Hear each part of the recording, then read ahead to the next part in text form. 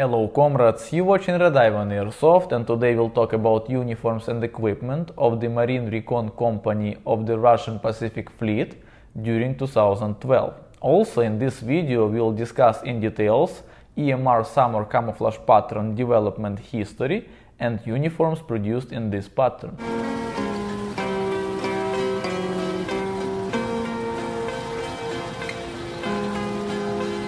Our discussion is based on the pictures from the Marine Recon training that took place in Ussuri taiga in October of 2012. We will begin our conversation with uniforms, and as I mentioned earlier, we will first discuss in details EMR Summer Camouflage pattern. EMR Summer, or in Russian EMR Lето, stands for Единый маскировочный рисунок, or Unified Camouflage Pattern, or Единая маскировочная расцветка, which can be translated as Unified Camouflage Coloration, also known as Digital Flora, Russian Pixel, or just simply Pixel. There were several versions of this pattern trialed, and Ministry of Defense approved version 29798. First information about the production of the fabric in this camouflage pattern appeared in November of 2007, when CEO of the Барнаульский меланжевый комбинат Melangist Altaya gave interview to the local news agency. According to that article, the codename for fabric made in this camouflage pattern should be ЗДУ, which stands for Защита до упора. This expression is untranslatable, however, the meaning is similar to the total defense, and I was always wondering who creates these codenames. Anyway, later the production was also set up at Чайковский Textile facility. Also, it is worth to mention that sometimes people call Belarusian digital camouflage ЗДУ, which is incorrect because the production of the Belarusian digital camouflage began only in 2009 and the pattern itself is different. In the same 2007, the Ministry of Defense initiated the development of several uniform variants in this camouflage pattern. One of the people they contacted for this purpose was famous Russian fashion designer Valentin Udashkin. The elements you see on the screen right now are his experimental variants. Some sources state that Udashkin was working on the uniform development in 2008. However, Udashkin himself states that development took place in 2007. Besides the Udashkin version, the development of some other versions of experimental uniform in this camouflage pattern for special purpose units was in process since 2007. The pictures you see right now were taken from one of the Russian websites, and the date on the post with these pictures was July of 2010. But in the end, only the Special Forces suit made to the specifications of 2006 went into the mass production. This suit is also known as Mabuta, since it is a descendant of the Soviet suit for special forces, which was also called Mabuta. Eventually, the Ministry of Defense did not like the Udashkin's version, and they adopted a different uniform made to this specification, which is funny because all the claims for new uniform came to Udashkin, and he couldn't even argue with that for a few years since he signed a non-disclosure agreement. Anyway, the mass appearance of the new uniform among the troops began in June of 2010, before the beginning of the military training Vostok 2010. This uniform became widely known after the 2011 Victory Parade in Moscow. And there were two variants of this uniform. Type A, the standard version, and Type B for high-rank officers. Type A. Jacket supposed to be tucked into the trousers, but this wasn't always the case. Ranks were located on the chest and on the left sleeve. Two chest pockets with Velcro closures. Two sleeve pockets with Velcro closures. One inner waterproof pocket. For documents. Velcro cuffs adjustment. Armpits had mesh inserts for the air circulation. Elbow reinforcements. Trousers. Two trouser pockets. Small pocket for dog tags. Fly with buttons. Two flat rear pockets with Velcro closures. Two side cargo pockets with Velcro closures. The knee reinforcement had opening for the knee protection inserts, strap to secure the pants inside the boots. The only difference of the Type B was zip fastener with Velcro. In the November of 2012, Shoigu became the Minister of Defense, and by January of 2013, order to move ranks back to the shoulders was released. This brought some additional changes to specification, and all new uniform was produced with straps for ranks on the shoulders. In the middle of 2013, some additional changes were made to the specification of the uniform, and now the difference became significant. However, since the original specification number remained the same, we will call this uniform version of 2010-13. Jacket has button closure and still supposed to be tucked into the pants. Two big rectangular chest pockets with button closure, military ranks located on the shoulder straps with Velcro closure, two sleeve pockets with Velcro closures, elbow reinforcement.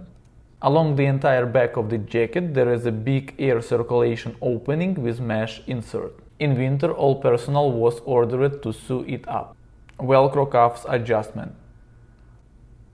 One waterproof inner pocket for documents. There still was a mesh insert on the armpits. Trousers. Two trouser pockets, one small pocket for the dog tags. Pretty interesting waist adjustment system. New belt was issued with this uniform. Two pockets on the back with button closure. Additional reinforcement on the back. Two BDU style cargo pockets on the side with button closures. Knee reinforcements and the strap in the bottom. In 2015 this uniform began to be replaced by the VKBO. However, uniform 10-13 remained in production all the way till 2017. VKBO or VKBO stands for Всесезонный комплект базового обмундирования and can be translated as all-season set of basic combat clothing. In military it is called VKPO or VKPO, which stands for Всесезонный комплект полевого обмундирования and can be translated as all-season set of field combat clothing. The development of VKPO was initiated by the Ministry of Defense in 2011 and was performed by the company called BTK Group. And it is nothing else than further development of the concepts created by BTK Group during the development of the ODKB uniforms. And here I should mention that in this video we are interested only in the summer set, because we do not have enough time to discuss all layers. First prototypes of the VKPO were almost identical to ACU, but over time the difference increased. The trials of the first prototypes began in 2012, and by 2013 the first full sets were demonstrated. Later that year, first sets were issued to the troops. In the summer of 2015, the regulations on how to wear this new uniform were approved in the order number 300. And by 2016 this uniform became the main field uniform of the Russian armed forces. But some minor changes were still introduced from time to time. The most noticeable changes were made in 2018. And now let's discuss caps used with those uniforms. 2010 type uniform had a BDU style cap with pretty short visor, and there were two types of it, with internal pocket for documents and without it, like you see in my case. This cap was used with 1994 type Russian Army badge. However, Marines used this cap with Navy badge. VKPO adoption brought some changes into the cap. Actually, there were two caps now, for privates and for officers. Privates still had BDU type cap, but with extended visor and sew-on badge. Officers received entirely new cap. I would say that the prototype of the new officer's cap was Spanish Army cap. New cap had snapback, chin strap and sew-on badge with wreath. It reminds me the characters from the old funny French movie, and probably somebody was a huge fan of that movie, because by 2017 they came up with decision that now this cap will be the standard one for all. So now everybody had this officer's cap issued, with the only difference privates still had private badge, while officers wore officer's badge. However, during the transitional period of 2017-2018, you still could see privates with officer's badge, since those badges were already attached to the caps on the factory. But let's come back to the main topic of our video, which is uniform and equipment of the Marine Recon Company of Russian Pacific Fleet during 2012. Back then in 2012, main uniform for Russian armed forces, including naval infantry, was 2010 style uniform with ranks on the chest and left sleeve, made in EMR Summer camouflage pattern. But also summer uniform made in Flora or VSR 98 camouflage pattern, made to the specification of 2005, could be seen. Gorka 3 made by Bars, commercial masking coveralls made in Berezka camouflage pattern. Now you are looking at suit produced since 1994 till 2016 for MVD, so Ministry of Internal Affairs, which is pretty similar to Mabuta, but is not a direct copy of it. And this particular one is made in Kukla camouflage pattern, which is Russian version of British DPM. And now you see some other Gorka, which unfortunately I could not identify. Few words about headgear, and of course, as we discussed earlier, these 2010 type BDU style caps were the most popular. However, on some pictures you also can see Marines wearing these bandanas. Actually, this one is like medical bandana. In case you break your hand or something else bad happen, it is a good idea to have it in quick access. That's why they were used as the headgear. Belts. There were two main types of them. First one is this beautiful black naval officer's leather belt with this nice good quality buckle, and the second one is this one, which is pretty similar, but this one is 2010 type private belt, which is made of fox leather with some cheap stamped buckle. So they look similar, but they are not. However, on some pictures I saw even Soviet field belts, like naval infantry belts with this anchor buckle. So we're still in use. Next step is of course our tельняшка, which is must have, and all Marines are wearing them still. And few words about gloves. The one that I could identify were this Splav Rage. And now you see the gloves that I could not identify. However, one of my subscribers told me that these are the older generation Mechanics Impact, but I'm not sure about it. So leave your comments below, let's see. Since helmets and body armor vests were not used by Marine Recon Company, we are moving straight to the load-bearing equipment. And as you can see, the guy with RPK and one of the guys with Vintares are not lucky, since they were issued only set of Soviet pouches for their weapon. On this picture you can see 6SH92 or 6SH92. Also, RPS Smersh was in use, but the most popular was Scout Shooter, or I would better say Scout Rifleman set of the 6SH112 load-bearing system. And now we came to the pretty tricky part. The thing is that the set of pouches included into Scout Rifleman package, which is supplied to the Russian armed forces, may vary. I spoke to the guys from Tech.com and they explained to me that based on the customer requirements or the year of shipment, the set of pouches may be different. And I'm not talking about difference between Scout Sniper or Scout Rifleman. I'm talking specifically about set of pouches included into Scout Rifleman package. So what should be included, what should not? Let's discuss. The description you may find online, and the most importantly on Avito, which is something like a Russian eBay, where all these gear stolen from the army got sold, includes 2 pouches for 2 AK mags, 2 combined pouches which could fit 2 AK mags, a bayonet and signal flare,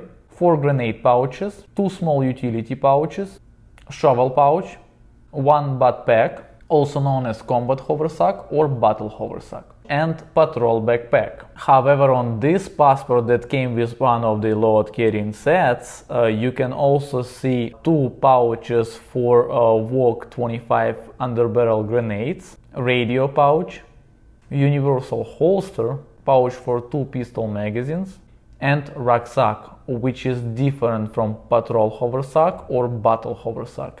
And this holster, mag pouches and rucksack are marked with asterisk, which means that they may be or may not be included based on the customer decision. Which explains why you don't see holster and mag pouches for pistol too often on the pictures. However, I would also admit that radio pouch and the underbarrel grenade launcher grenades pouch is also something rare to see on the pictures where you see 6.112. These pouches are more common for the 6.116 and 6.117 systems, which are a little bit different systems. Also, we should note that the set of pouches given to the serviceman is based on the commander's decision. So even if your unit got the best set of pouches, you may not get all of them. Here you can see how this set looks in my case. In the chest pouches you see 7 AK mags and radio. Radio is the regular Baofeng since it is just an airsoft, guys. In the combined pouches you can see signal flares. In the left one you can also see bayonet 6H4. As you can see, I secured scabbard strap using carbine. It is pretty comfortable, so I highly recommend this solution. Behind the mag pouches on both sides you can see grenade pouch. This is made so to provide comfortable access to grenade from each side. Also on the left you can see canteen pouch with KDK in it. This pouch was included into basic set of 6.116 system and 6.117 system, but somehow was not included into 6.112. However, since I prefer to have a quick access to water, I added this pouch. Marine Recons use both types of canteens. This general issue Soviet Army canteen, which is here by the way in the black Soviet Naval Infantry pouch, and this КДК, Кадиллок десантника комбинированный, also known as airborne canteen. The most interesting stuff is located on the right side. On top you can see Russian Army First Aid Kit, аптечка индивидуальная войсковая АИВ-01. Inside you can see Esmarch tourniquet and dressing. But I can bet that the most interesting element for you is this Soviet leather Makarov holster. It seems that during that transitional times when MOLLE systems just came to Russian armed forces, customer did not oftenly choose option with asterisk. So you see a lot of pictures where the guys who were issued with Makarov or Yarygin pistol struggling to find an interesting decision to attach them to their equipment. Since it will interfere with MOLLE system, you cannot carry it on the belt anymore. I saw the guys carrying Navy holster since it is lower, and the guy with a separate second belt which is loosened and has only holster attached to it like a cowboy. But I attached my holster to the MOLLE system inspired by this Marine. Of course you can also carry pistol in the mag pouch, but then you will have one less mag. Or you cannot carry pistol at all, but that's the whole different question. So let's come back to other equipment that could be carried. And of course it is canvas Soviet half shelter. On some pictures you can also see these sleeping bags. Shovel MPL 50, besides 6H4 bayonet, 6H5 could be seen. It was issued with AK-74M rifles. Also this patrol haversack. The combat haversack was not really used by Marine Recons since it interferes with patrol haversack. SSO Ataka 2 backpack, Adler backpack. Some unlucky guys had Soviet standard duffel bag. Radios were used with GBSH 2P headset made by Granit. Few words about firearms. First of all, it could be an AKMS with PBS-1 suppressor or without it. The main rifle was AK-74M, VSS Vintorez rifle, and machine gun RPKS-74M. Note, on some pictures you can see black rifle sling. These black slings were issued specifically to the Soviet Marines, and they were produced all the way till 1988. And of course some other Soviet and Russian firearms such as PKM, SVD, GP25, RPG-18, RPG-22, etc. could be used by Russian Marine recons. It's just we did not see them on these pictures, so we did not discuss them. And now let's see how it all looks together.